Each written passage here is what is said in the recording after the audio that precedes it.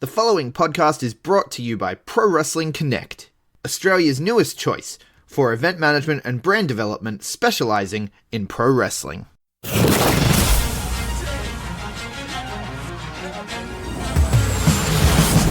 now, the B Plus Wrestling Podcast. Watch global, support local. It's the B Plus Wrestling Podcast. The news. B plus.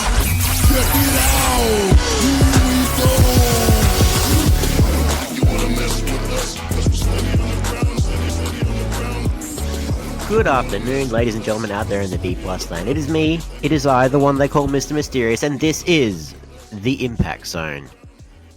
Big episode of Impact Wrestling in store for you guys. We had a big mashup tournament, unprecedented tournament, I think, in the professional wrestling landscape. It's very hard to add a new spin to a wrestling tournament, but Impact have actually done one, and in a really surprising way. Before I touch on that, guys, in this week at Impact Wrestling, I just want to say, some of you might have seen on our website this week, or lack thereof, because we actually got taken down. So what's happened is our domain services, our web hosting services, they've actually come due for the year. So for the past year, we've been giving you guys hundreds of hours of content, whether it be through our podcasts, our articles, our videos. Like, we tried to give you guys, we tried to self-fund and do all we can to provide you guys all the latest on the professional wrestling world, across the globe, and keep you guys up to date on everything in Australia, trying to highlight the Australian wrestling as much as we can.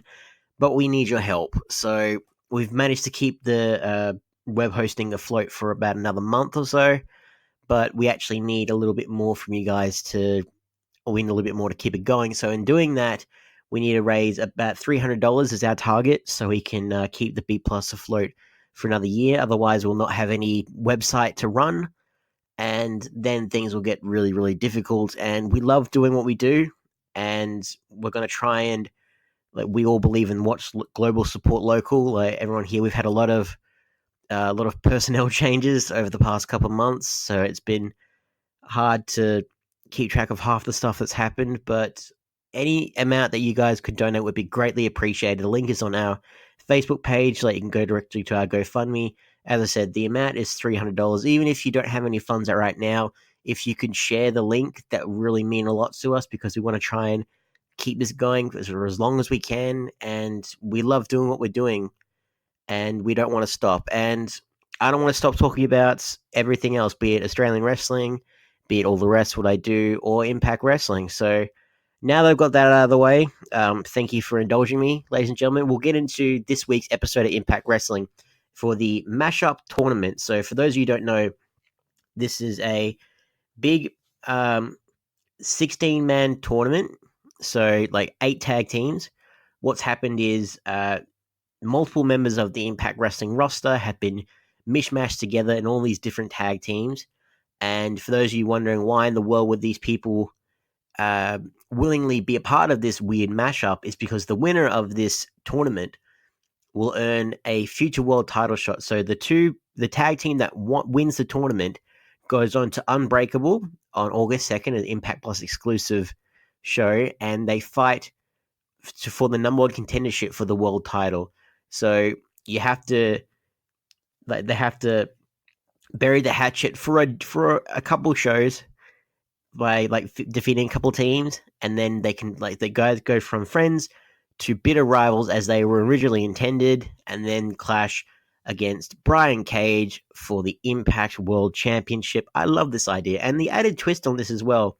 So rather than your traditional advancing into the tournament, so we had 4 tag team matches, 4 tournament matches, and then rather than a semi-final and a final, we just had a big fatal 4-way tag team match, elimination style. So we got it all out of the way. So we had about 5 matches overall in this tournament, but with the 5th match being a big fatal 4-way elimination match, with the winner, again, going to main event, Unbreakable, August 2nd for Impact Wrestling. I love this concept. I think it's fantastic. I was thinking at first last week that this was going to be a weird mishmash for a world tag team title opportunity, because the tag team division is in dire need of an extra tag team. And if LAX are gone, it seems like they've got like another month now on the contract if they don't renew it. So if they don't stick around, yeah, they need to work on some more tag teams.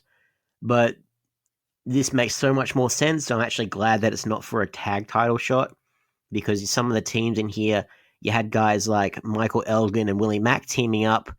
Why the hell would they team up for the tag titles? They have no chemistry like that. And we'll touch on them as well in a little bit. But again, this was just a really great mashup tournament that happened throughout this episode of Impact. There was one non-tournament match, which we will touch on as well. But this whole episode was dedicated to this bizarre tournament that I've never seen before. It's really, like, to have new ideas in professional wrestling is just a refreshing thing. Not to say that some stuff that's tried and true doesn't work, but it's nice to know that we can still come up with some more innovative stuff. So I'm happy for Impact Wrestling here. So with all that being said, let's start with the first round match of the mashup tournament.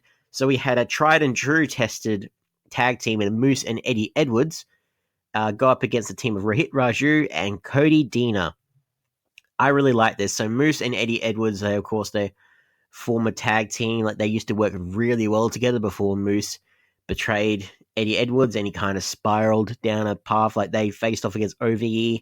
There's a nice little Impact Plus moment of the week showing it was a 6-man match between OVE, Tommy Dreamer, Moose, and Eddie Edwards. Yeah, like, that shows you the right side of Eddie. It gives you a nice angle of what's going on. Now, before we start with how the match went, Eddie Edwards. So I was hoping after the match up that he had at Slammiversary against Killer Cross, where he broke Kenny in half, his best friend. He won the first blood match against Killer Cross. He liked the sight of Killer Cross's blood. He was like, loved this feeling of just being like unhinged and violent and just reveling in doing bad things. He wants to do bad things, and what's he gonna do? He comes out with a little flannel shirt thing that says hashtag thank you Kenny. And like, no, no. This is not the Eddie Edwards that should be happening. Like this is a step backwards. Like, I granted, this might just be a mashup tournament. It might not really mean much because it's going for a Impact Plus exclusive show that might not even mean that the person who wins it wins the world title. It might do. But depending on this, there might not be much character development, but that's so stupid because Eddie Edwards, like, the natural progression was for him to go darker, more edgier, more violent, like more out of sorts. And now he's just like the clean-cut baby face, say, oh yeah, I lost my friend, but what can you do? Like, no, like, that's not what we were promised. Like, if that was the whole reward for this feud with Killer Cross, then there is no point to it at all. Absolutely no point. And I'm hoping that this was just maybe like harkening back, like a homage to how Eddie Edwards was when he used to team up with Moose before he unraveled during there needs to be some evolution in the character, because otherwise there is literally no point to him of ever had that big feud. There is no point to him of having lost Kenny. It needs to mean more than just a simple hashtag thank you Kenny. It does not mean, like, I'm going to keep going. I'll actually like touch on the match here. So Cody hit the ropes, but Moose hit him in the back with a knee.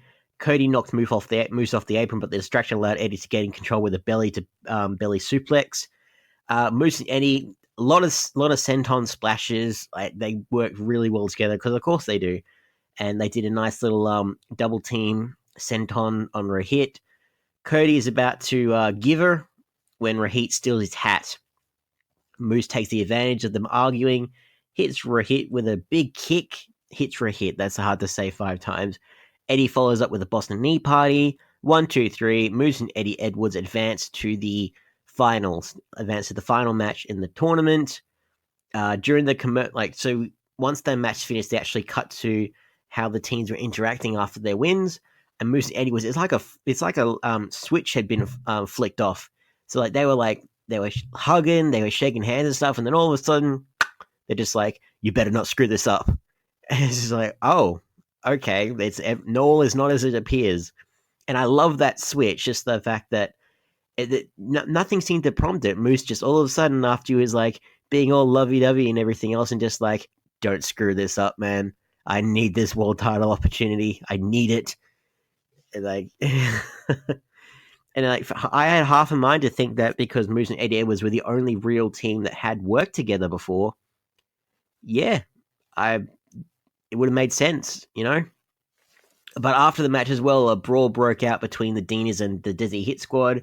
Yeah, their feud is long from being over just yet. I think they can pull it out till the next pay-per-view, honestly. It's just, it could have been done ages ago, but we're still going to have it. It is what it is. Backstage, Jimmy Jacobs is interviewing Ace Austin and Aiden Prince, and I love this. So, like, first off, because Jimmy Jacobs seems to have replaced Rolando Menendez, investigative reporter, I'm very happy about that. All is right with the world if Rolando Menendez is no longer part of Impact Wrestling. But this one as well. So Ace Austin and Aiden Prince are getting interviewed ahead of their match against Michael Elgin and Willie Mack. Ace disrespects Aiden, saying that he lacks a bit of star power. Like, this is my yard.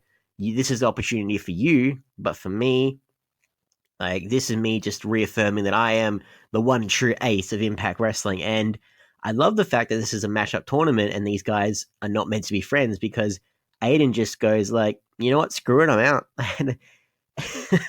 And then, like, Ace Austin has to go around and find a new tag team partner if he wants to compete in this mashup tournament. So he's going around trying to find a new partner, right? So while he's doing that, we have the next match. So we had Rich Swann, the X Division champion, and Madman Fulton of OVE versus Wentz of the Rascals and Jay Christ of OVE. This one I was really entertained with. So I was starting to think initially that Madman Fulton, first off, he's coming out on his own. He's meant to be this unhinged beast that can only be controlled by Sammy Callahan. But this made sense to me. So Rich Swann knows Sammy Callahan. He knows the history. Like, he grew up with Sammy. They're like brothers, right? So he knows how Sammy acts, and he is actually encouraging, quote-unquote, Madman to do his job how Sammy usually does. A lot of shoving, a lot of slapping, and he seems to know exactly how to get into the cultish mind of Madman Fulton. It was really interesting to see. So Wentz attempted a springboard, but Fulton cut him off in midair with a shoulder tackle. Jake took out Rich with a series of super kicks. Like, Jake was on fire. Like, it was like, we say super kick party for the Young Bucks, like, but there were so many spinning super kicks by Jake Christ. It was a wonder, like, how he managed to connect, like, not just in this match, but in the finals so seamlessly. It was amazing. He does great work. Like, he's the unsung hero of OVE, if ever there was one. Rich is about to tag in Fulton when Jake pulls him back to the side of the ring. Rich turns it around with a handspring cutter to Jake. I love the lethal injection handspring cutter there. Fulton kicks Wentz off the apron. It looks like he's about to take out Jake, right? And then you realize, oh shit, they're teammates. And then Jake Christ, if there's anyone who could imitate Sammy more than Sammy, it's Jake Christ. And he proves that in this one, so that Fulton ends up tacking Rich Swann instead. So Fulton hits him with multiple choke slams. It's like just using his big ass hands to just grab him by the face. It was really guttural. It was really vengeful, and it makes so much sense. Like, it made so much sense why Madman would work with Rich Swann initially, and why he would listen to Jake Christ. Perfect. Like, Jake finished it up with a Fisherman Buster to win, and they advanced to the finals as well. Yeah, I never thought that OVE members would actually fight like this, so I was really surprised. Although there was some more OVE fighting in store for us all, and we'll get into all that and more after a chat to Greg with our sponsors.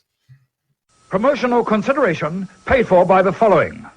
Hey everyone, just want to take a second to tell you about one of our new sponsors, OUTBREAK NUTRITION. OUTBREAK NUTRITION are creating supplements for survival, sharper minds, quicker reflexes, all the energy you need to take your performance to the next level, whether that be on the field, in the gym, on the gaming field. That's right, they have specifically designed gaming supplements as well to help you focus on those late night sessions. They even sell coffee, you guys, at Outbreak Nutrition. You can get coffee pods, you can get coffee beans, you can get supplements for the bedroom as well if you want to enhance your performance there. These are performance enhancing supplements for every aspect of your life, specifically designed by gamers, for gamers, to stay fit and healthy in the gym, to stay sharp and focused on the game, and to dominate in all areas of life. So check out OUTBREAKNutrition.com, and for being a listener of our podcast, they will give you 10% off your order when you enter the code B+. That is BPLUS at checkout.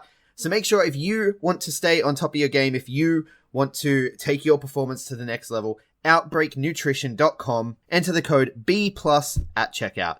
Hey guys, just a reminder, if you want to hear all of these wonderful B+ podcast episodes completely ad-free, make sure you head over to Patreon or Podbean, where we are the featured podcast this week. You can subscribe for as little as $1 a month up to $10 a month, where anything you want to help us with, it really helps out. It's going to help us grow the site. It's going to help us redesign some things, and everything that we get through this and through the advertising as well is all going straight back into the podcast so that we can get Aussie Graps out there for the rest of the world to hear about, for the rest of the world to see, so we can grow this mission of watch global, support local, and build indie wrestling.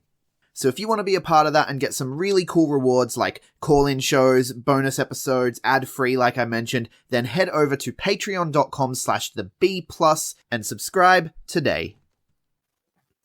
And we're back, guys. So backstage, we had Ace Austin trying to recruit his tag team partner to help him compete for that one opportunity in the mashup tournament. So he goes at first to find Madison Rayne, the Queen Bee.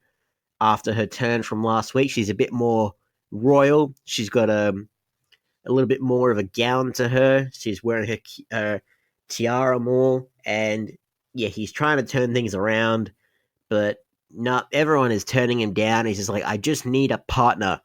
And then someone swings in from a vine. Who is it? It's Stone Rockwell. Stone Rockwell, or Asylum, is independent wrestler. We're actually in Canada at the moment here. So we're just outside of Ontario for the mashup tournament here. And yeah, Canadian boy, Stone Rockwell. And he's a independent freelancer. He's appeared in Impact Wrestling before. He's been more known around like Ring of Honor and other Canadian promotions and stuff like that. But usually, they explain on commentary, he is summoned when someone says adventure. And he goes, did someone say adventure? And Ace Austin's like, no, I did not say adventure. I said I need a partner. Did someone say they need a partner? Yes, I did. Well, there you go. I'm here.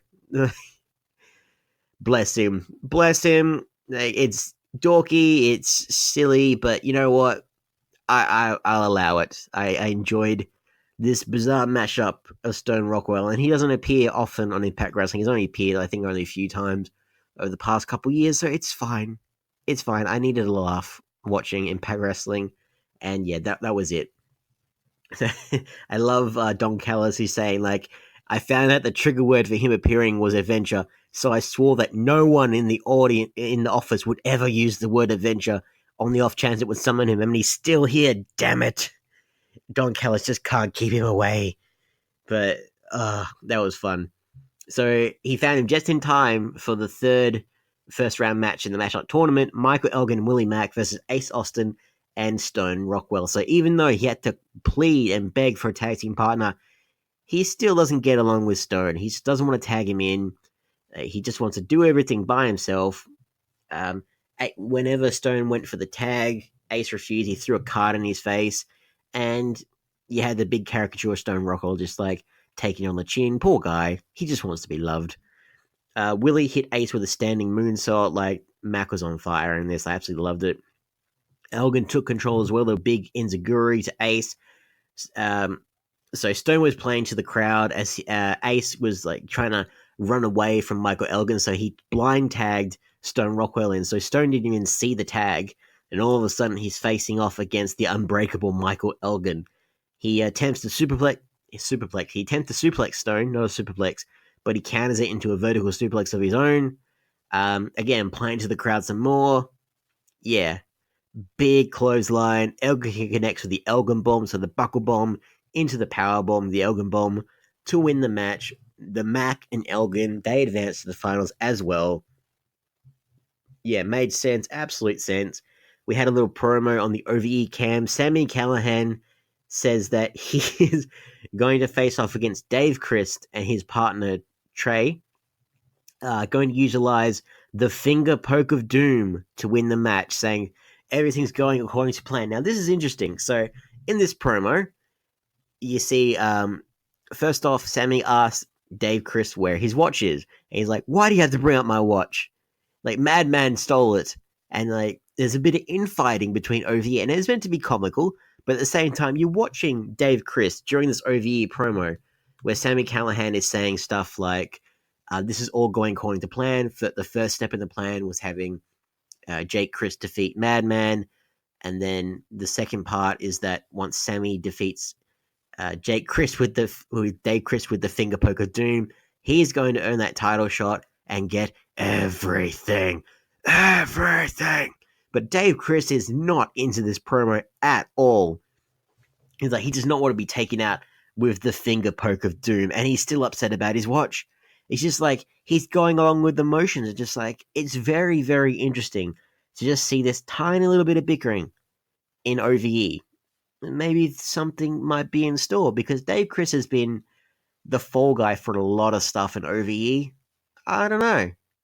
We might have to see something down the line. Like, I mean, granted, OVE you've got Madman now, and who knows, maybe Dave Christ might suffer some kind of misfortune at the hands of Madman, and when it comes to picking and choosing between the two, I feel like they go Madman, honestly. I mean, I don't know. You'll be interested to see how this team for hire, buy or hire, continues to maintain their relationship.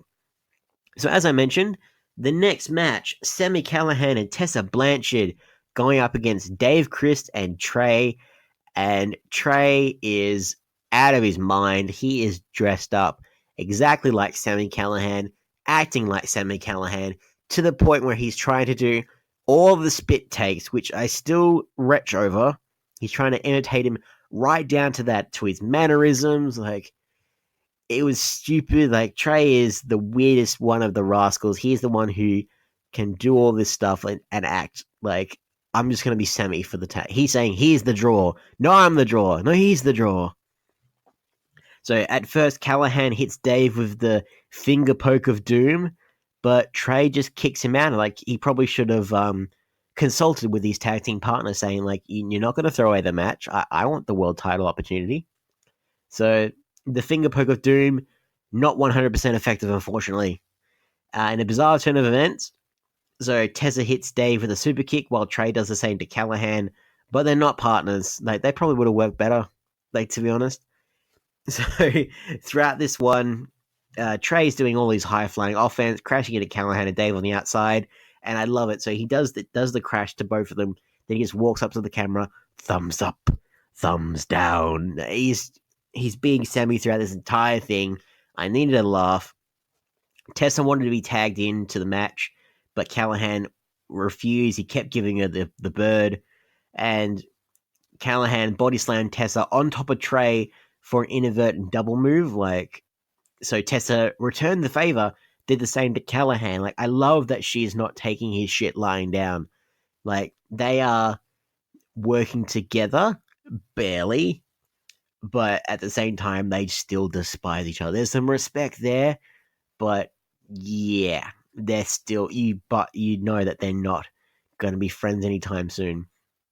You had Sami Callihan do his spit take chop.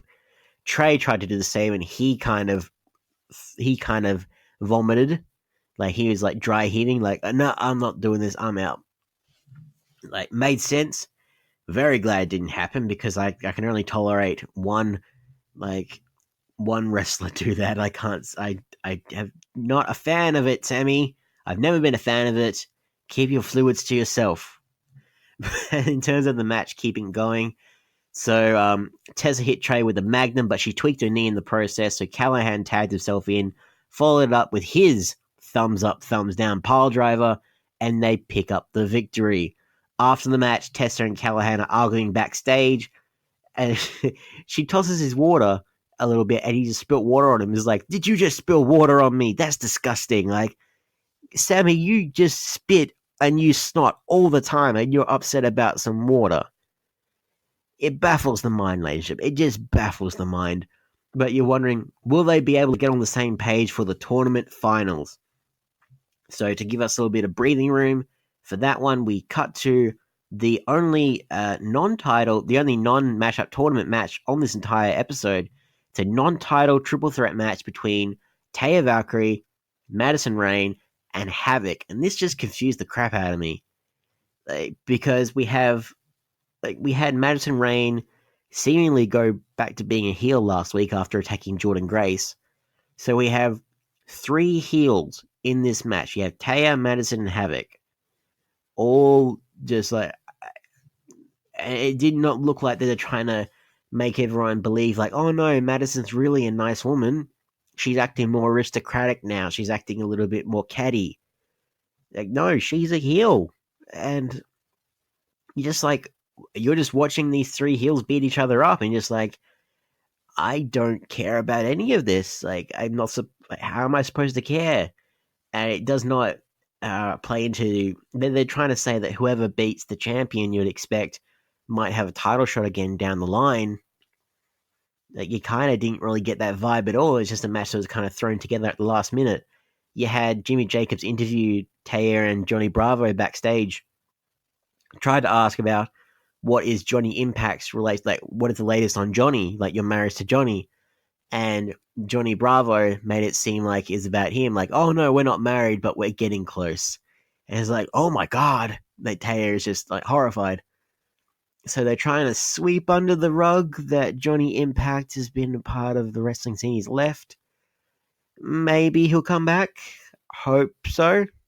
But it seems like Taya is reluctantly keeping Bravo around for the time being, just to keep that title around just a little bit longer.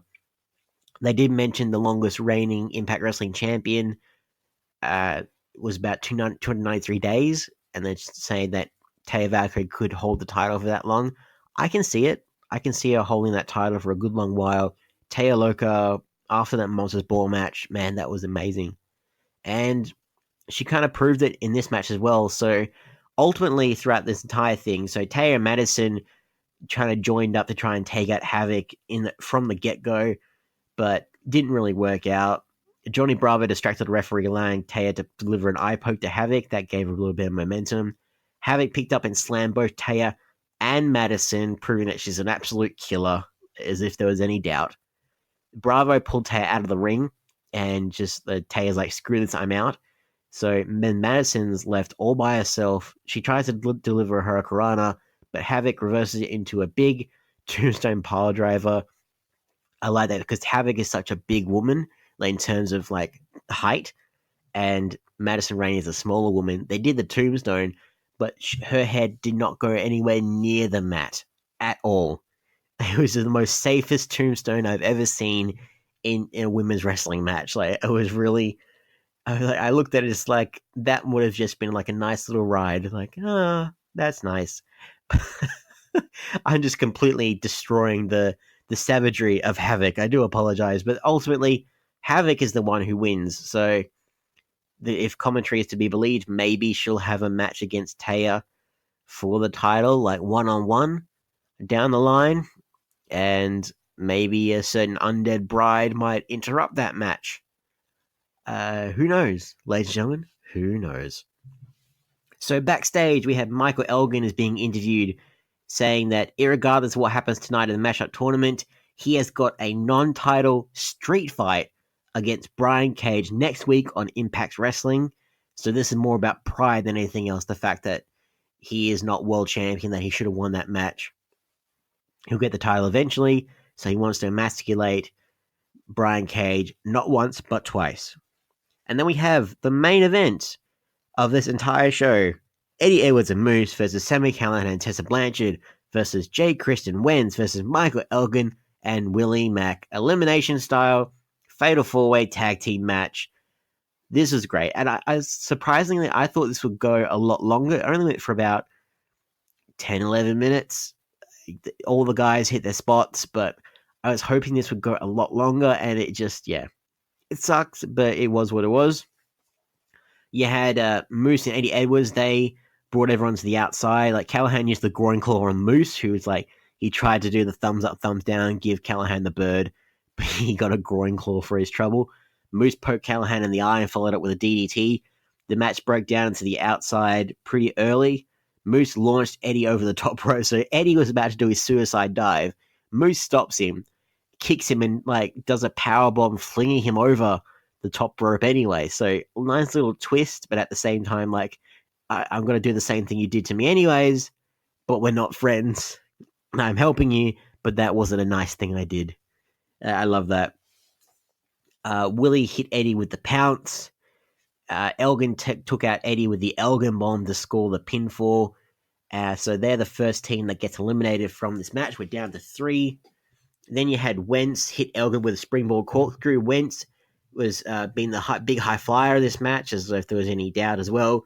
A lot of handspring attempts, but Elgin caught him. And connected with a big power slam. Jake Chris' intentions become clear as he tags himself out of the match, making Callahan legal. It's all part of the plan, giving Callahan the chance to become the winner of this matchup tournament. Elgin takes out his own partner as well with a huge clothesline. This confused me. So what happened is, Elgin is trying to attack everyone in this match, and then he even had the promo saying, Willie Mack and I are going to win this tag team tournament. I'm going to get my world title shot. And all Willie Mack did, was just tap him on the shoulder. Tap him on the shoulder saying, hey man, you need to get these guys, you're legal, you need to pin the next person. And he just clotheslined the shit out of him. Just because he irritated him. Then he left. He wasted his opportunity for what? Michael Elgin, he even said, why am I having to go through all these hoops? But, dude, this was your shot, and you screwed it up, and yes, you don't like Willie Mack, and you've been trying to put him in the hospital, but you need to, if you wanted to put him in the hospital, you could have done that on Unbreakable, the event literally named after you. It made no sense to me. It really didn't.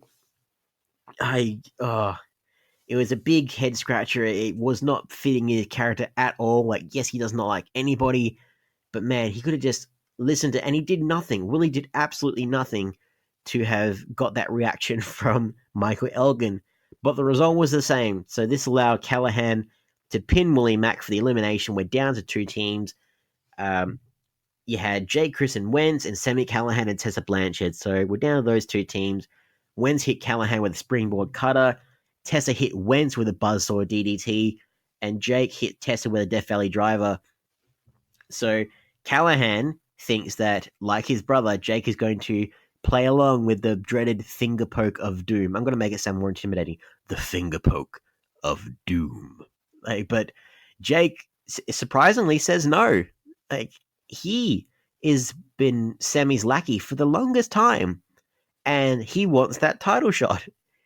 And he is the one adding to his brother, a little bit infighting between OVE. And after the finger poke of doom, he rolls up Callahan. He tries to get a fast one on Sammy Callahan. And what we get is just a weird back and forth between Sammy Callahan and Jake Christ. A lot of running kicks, a lot of super kicks.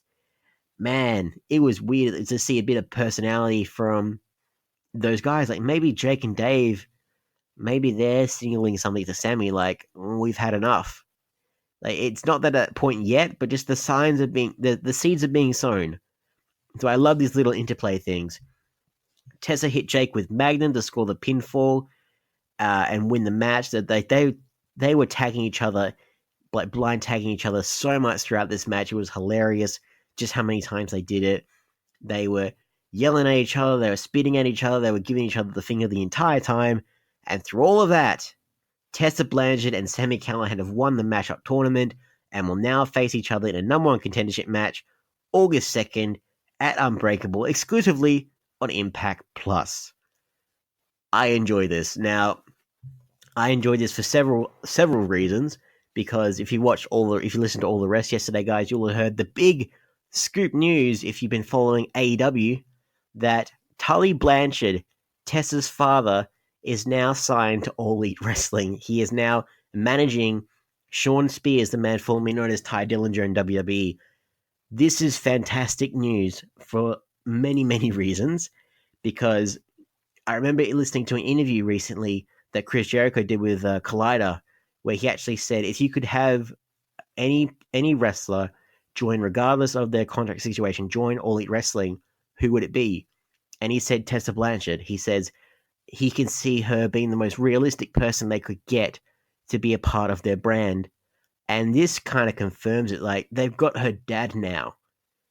Like, Tessa and Tully could actually work together down the line. Now, I've kind of looked into this. So Tessa signed a 2-year contract with Impact Wrestling about this time last year. So that being said, she has another year left in her contract. So this begs the question. Like, one of the reasons that she could obviously get her released early from her contract, but the way things are going, Impact are heavily investing in her with the time they have with her. And one of the things I do like about this, because All Elite Wrestling, a few weeks ago, Tony Khan actually was in an interview. He actually said he's not going to have intergender wrestling matches.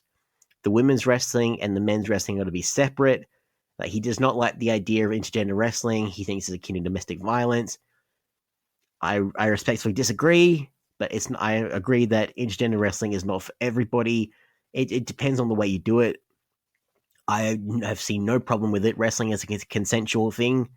Like, these stars agree to do the things they do to each other.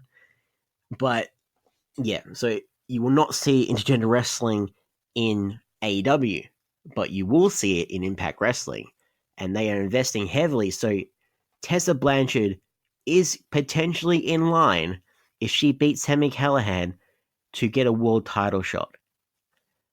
So they could have, for the first time ever, make history by having Tessa Blanchard become the new Impact World Heavyweight Champion. The only experience that Tessa, like the only promotion that could even offer this kind of thing, the one that could convince her to stay for the rest of her contract, if they only have her for a year, then this is the best way to keep her, to offer something that no other promotion is going to be able to offer her. Make sure that she is the first women's wrestler to hold the World Heavyweight Championship. It hasn't happened yet in any other promotion, right? Hasn't happened for WWE. Like, they had, like, China with the Intercontinental title, right? It should have happened a long time ago. And there are a lot of other indie promotions where it has happened with a lot of their stars. But, man, in terms of, like, the big companies, I feel like Impact want to make history, and if no one is paying attention to Impact, this will make people pay attention. If Tessa, through her own merits, defeats Sami Callihan and finds some way to maybe beat Brian Cage to become the new world champion, I'm all for it. And then it'll make her look like an absolute star, and then after she's done a contract, she might stick around with Impact Wrestling, or she might go to All Elite, and they would do so many good things with her. She would be like the star of their entire roster. She would be incredible. But yeah, that's where my head is at, ladies and gentlemen. I am so excited for the landscape of Impact Wrestling, the landscape of All Elite Wrestling. If you want to hear other stuff about the wrestling landscape, have a listen. There's a seamless segue, ladies and gentlemen, to our other podcast that we have here. We're talking about the wrestling landscape with Lance. He'll go through all this stuff as well in far more detail than I can. I like to just dive a little bit more into the specifics of the certain shows that I talk about. But yeah, for a more broad stroke thing, have a look at our wrestling landscape when we talk about AEW, Impact, MLW, WWE, all that jazz. Have a listen for it as well. Before I say bid you adieu, guys, I'm going to cut to a couple other news stories for Impact Wrestling this week. So, of course, Impact have got their California End of Summer Tour. August 2nd, you have Unbreakable. The next day, they have Starstruck. And August 4th, they have a whole new set of tapings for Impact Wrestling. And for that whole California tour, a certain individual is being advertised. A Rhino. He was the masked man all along. No one saw this coming. Absolutely no one.